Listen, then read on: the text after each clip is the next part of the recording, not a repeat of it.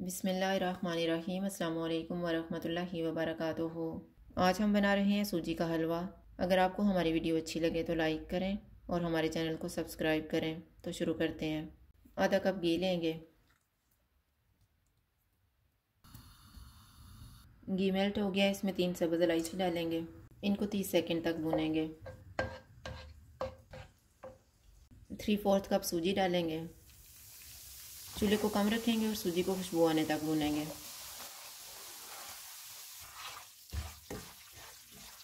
सूजी का colour change हो गया और खुशबू आना शुरू हो गई है। अब हम इसमें ड्राई फ्रूट डालेंगे। इनको 1 मिनट तक भूनेंगे। 1 कप चीनी डालेंगे। इसको मिक्स करेंगे।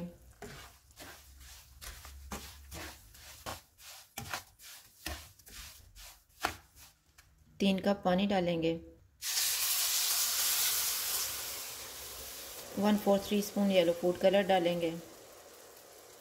1 टीस्पून केवड़ा वाटर।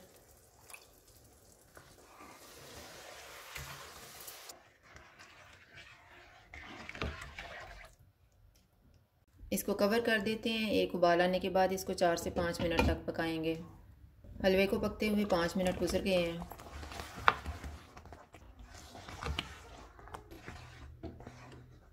हलवा तैयार हो गया। चूल्हा बंद कर देते हैं और इसको डिश आउट कर लेते हैं।